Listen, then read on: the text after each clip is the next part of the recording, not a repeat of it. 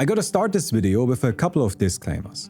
First, I talked to Snail before making this video to make sure he's okay with me writing this, and he said to go for it. So no bad blood here, we're all still a big happy family.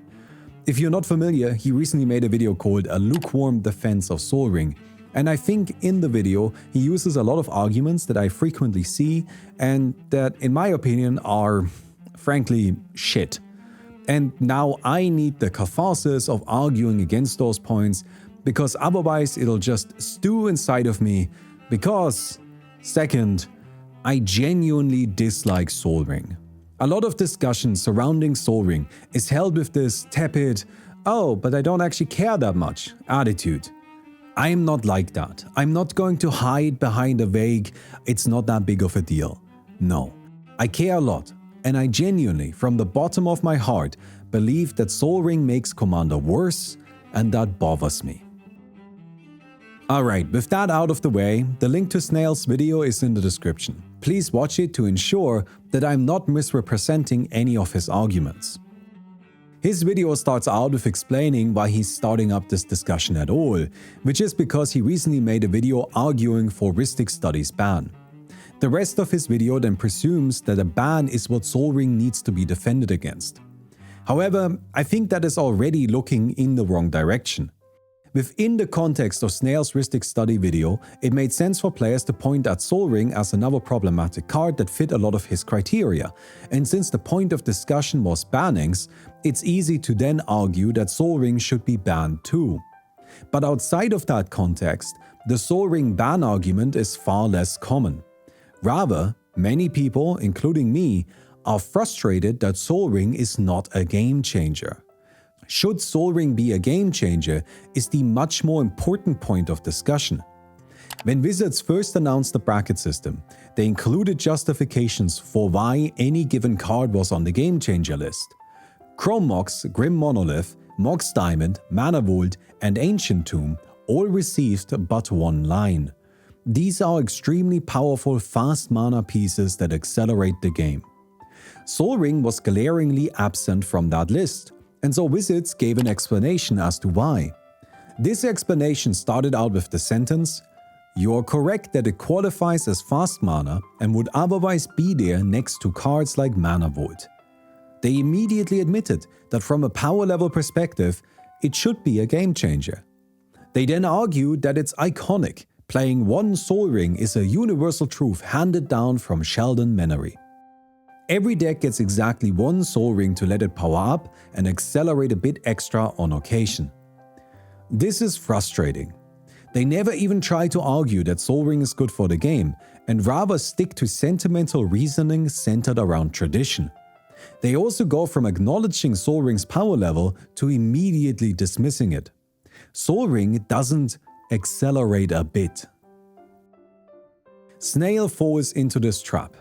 He first acknowledges that turn 1 Sol Ring is game warping, turn 2 is good, but by turn 3 it's starting to wane, and eventually you might not even want to draw it at all. This is an argument that treats a Sol Ring like ramp, but it's not. Sol Ring is fast mana, and there's a significant difference there. Unlike ramp, Sol Ring immediately repays its cost and goes mana positive. A rampant growth on turn 2 is just that, nothing else will happen, whereas a turn 2 Sol Ring can be followed up by a free mana play. It acts as a ritual, jumping you ahead not only in the moment but also afterwards. Yes, I would still gladly have a turn 8 Sol Ring, because it's likely to increase the number or quality of spells I can play that turn.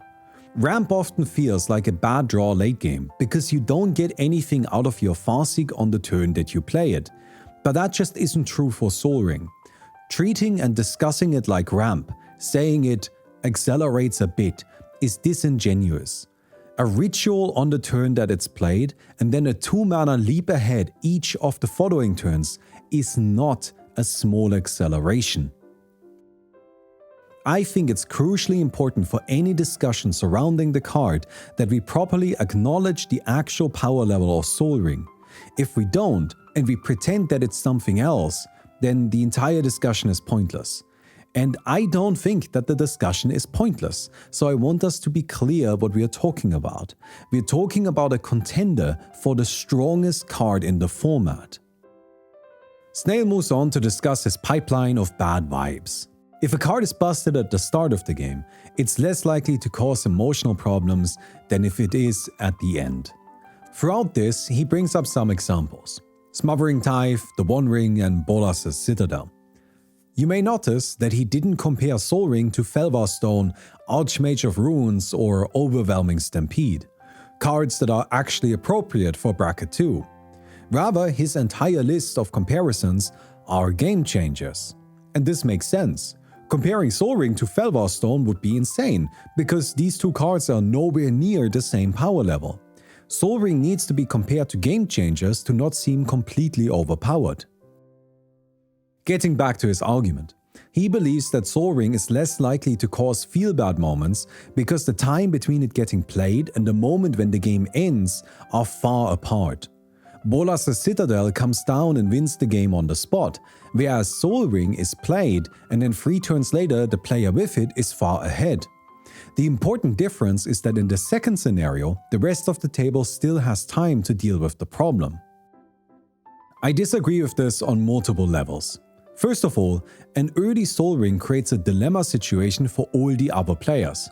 There is no unified way to get rid of it. We can't all spend a quarter mana and half a card.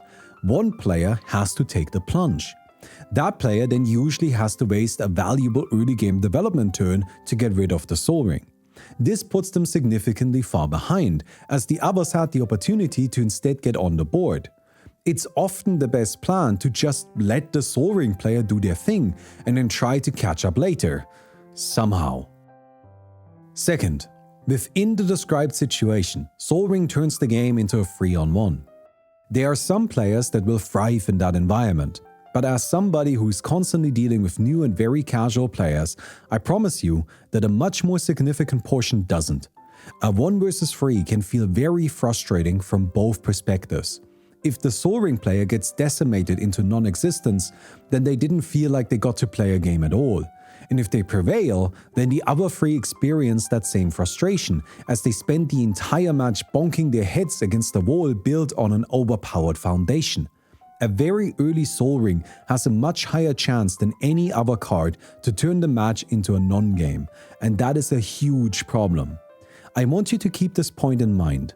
We'll get back to it later.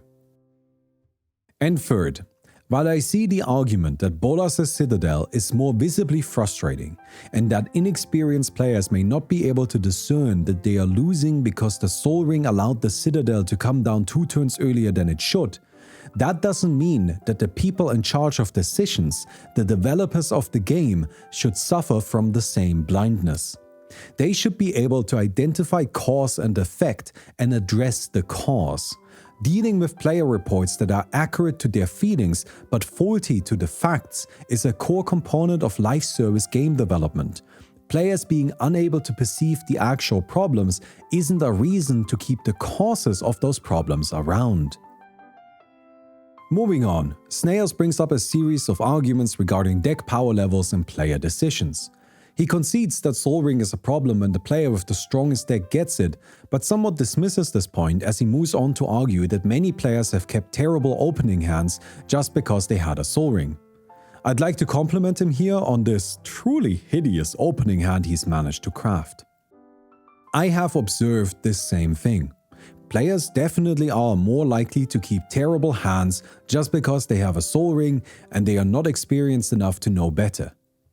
I don't think this is a good thing though. We should be treating new players with care and not present them being baited by a toxic card as an argument for why the toxic card is okay. Both this scenario and the strongest deck scenario are cases where Sol Ring leads to non-games for either the entire pod or individual players. Next, Snail questions how much Sol Ring dominates the landscape of Commander. Primetime, for example, was apparently the sole focus of every deck at the time it was banned. But Sol Ring doesn't have the same identity or scaling, so it often slips into the background. He then says the following. I've had multiple games recently where I entirely forgot it had been played, only remembering about it after a moment of marveling at how sleek and tuned an opponent's deck had seemed. I understand this moment is just meant to be an anecdote, but to me it's reflective of the overall dismissal of Sol Ring's power that I so often see. A card can be a problem, even if you don't notice it. But you really should be noticing it. I also want to jump back a moment and point out that Sol Ring is the single most played card in Commander. According to EDHREC, 84% inclusion. I don't know what it could possibly do to dominate the landscape more. This is where we get to Snail's most compelling argument. He says that Sol Ring creates increased variance, which gives even the less practiced players a chance to be the big bad. Sol Ring can create more balanced play experiences across long stretches of time, where occasionally the card just gifts you a good game. He also acknowledges though that the leading player can have it, and that can result in undesirable blowouts. While I see his argument, I think it's an optimistic one. It focuses on positive outcomes. And you know what? I can appreciate that. But I can't do it myself. Yes, in a best case scenario, Sol Ring lets an inexperienced player have an enjoyable game of feeling powerful. But that can also be pushed too far. As I already mentioned, from what I have observed, the contingent that actually enjoy being the villain is smaller than the ones that just kind of want to play. And while Snail acknowledged the negative outcome of the strongest player getting a Sol Ring, that's incomplete. Let's assume we have 4 players, all slightly different ahead in their game position, regardless of if that be through deck power or circumstance. Our best case scenario is that player 4 gets the Sol Ring, and now they are back in the fray, probably at position 1. But in any other scenario, we're creating a significant gap. If player 1 gets it, then they are massively ahead. This likely creates the arch-enemy scenario we talked about, and whether you like that or not is up to you. If player 2 gets it, they're jumping into the lead, and now there's a significant gap between players 1 and 2 and players 3 and 4. This is a terrible scenario, because there are not the incentives to create a proper arch-enemy. This is made worse if both players 1 and 2 get a Sol Ring. At that stage, players 3 and 4 are often either pushed to the side entirely or relegated to kingmaking. And if the gap is created below player 3, we leave player 4 drastically far behind, forcing them into what is in my opinion a disastrous outcome.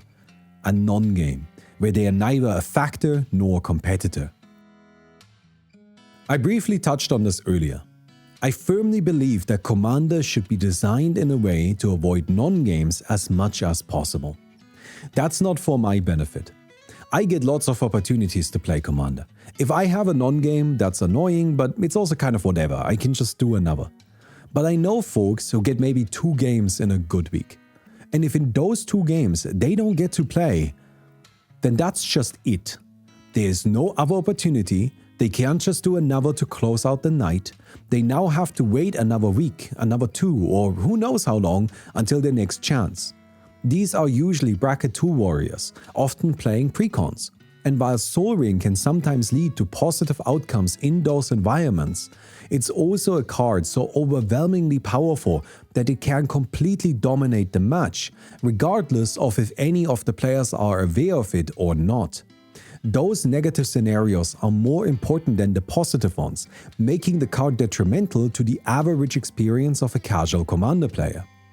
Snail's argument that focuses on long-term balance, where some games are gained and some are lost because of Sol Ring, but it evens out in the end, neglects this. A non-game doesn't get balanced by a good match, because that evening is still lost. It's better for Commander games, particularly in the lower brackets for more casual players, to have more steady, reliable progression that increases the odds of participation. We now move on to a set of logistical arguments regarding Sol Ring. Snail acknowledges that Sol Ring has been in every precon forever, and as such, any change to it would require a prolonged and exhaustive communication effort. His big example of what this would look like is this. Meanwhile, if Sol Ring was banned, the median Sol Ring player would probably hear about it 3 months later and go, "Oh, why? Okay, Guess I have some swaps to make. He's right, that's probably how it would go. It would be perfectly fine and super easy. For old precons, people would just say replace the thing with literally any other card, and then Wizards stop sprinting it in new precons. I genuinely don't see how this would be an issue. If a hyper-casual player doesn't notice Sol Ring is gone until they play it, then they'll probably just cycle it for the moment and replace it later. And sure, if their turn 1 Sol Ring was a big part of their plan, just take a new mulligan. It's turn 1, game hasn't started yet, it's fine. When I originally started playing Commander, I accidentally included a primetime in one of my decks. I played it, another player calmly pointed out that it's a banned card, and so I said, well, is it alright if it's just a 6/6 with trample for now, which everybody was fine with, and then afterwards I took it out of the deck. It wasn't a problem at all, and that's exactly what would happen with Sol Ring. What follows is a lengthy argument for the status quo. Snail argues that precons are a representation of Commander as a format, of how WotC has been messaging that Sol Ring is a part of Commander for such a long time, that changing things now would weaken all future messaging. He then moves on to say that some portion of the player base likely attacks Sol Ring specifically to harm WotC. This is a conservative argument for tradition. We shouldn't be changing the thing we've always been doing, regardless of if it's harmful, purely because we have always been doing it. Upholding the status quo takes precedence over systemic improvements. I'm baffled to hear Snail make this argument, and also a little disappointed. It doesn't matter how long we've been following a line of thought. If we come to understand that improvements can be made, we should be doing that. And bringing up the malicious portion of the player base during this discussion sounds an awful lot like claiming protesters are paid shills. It juxtaposes real arguments with malicious people, invoking the idea that the arguments are malicious too. I don't want something done about Sol Ring because it would harm WotC. I want something done about Sol Ring because it would be better for the game.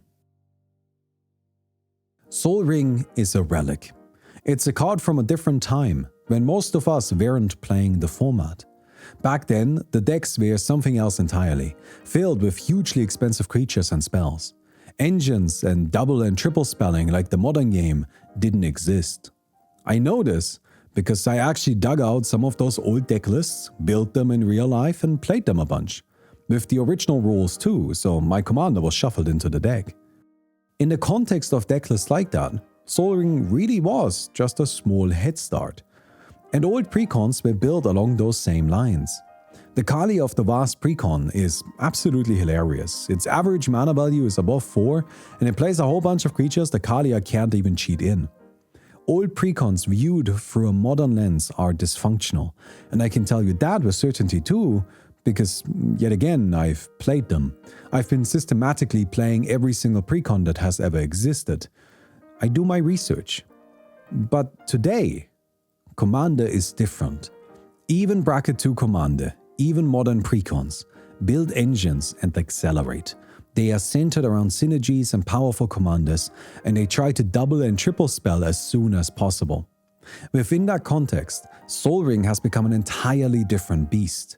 And it frustrates me greatly that so much of the discussion surrounding the card pretends that that isn't the case.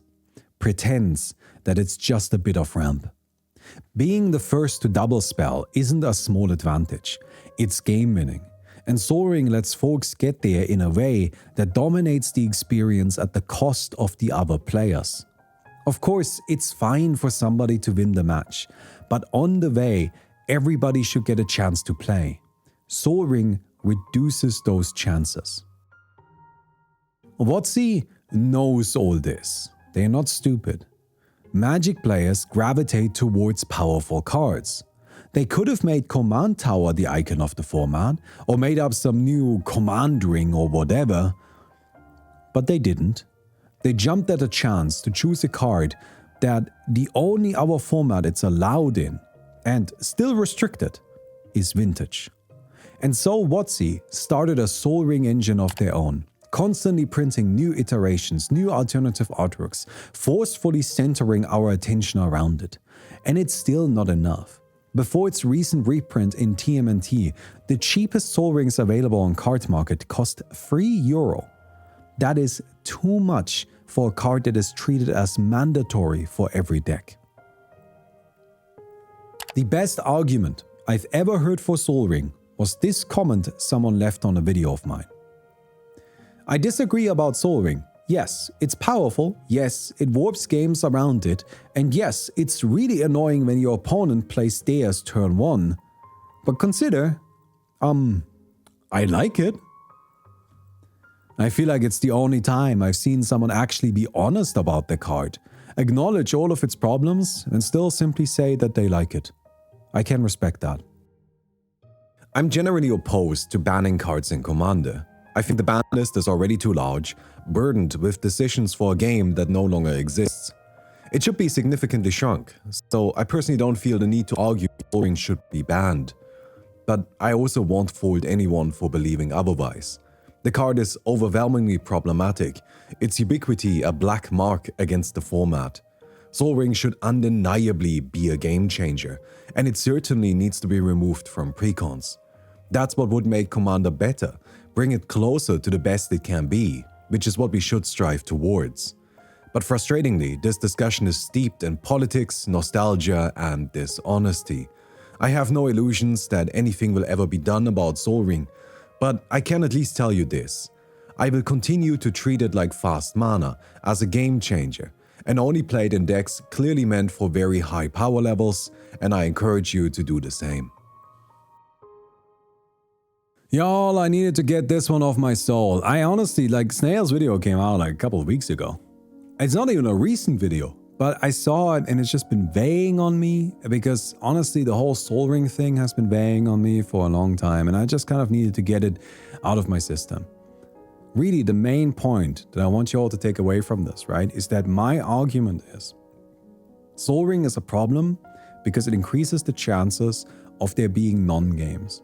And I really, really, really value your time, right? I run the F&M at my local game store. And there's lots of people there that just kind of come once a week and that's the only time they get to play. And I really want them to have a good time during that. I really, really do. And I'm telling you, there's no card that reduces those chances more than Sol Ring. And that frustrates me. Anyways, if you enjoyed the video, don't forget to give it a thumbs up. Didn't do a call to action in the middle of it. Didn't feel appropriate. If you want to support me on Patreon, link down in the description. And again, please don't take this as an attack on Snail. I respect the guy greatly. I just felt like this video was kind of like a good jumping off point to talk about this stuff. Anyways, I'll see you guys. Goodbye.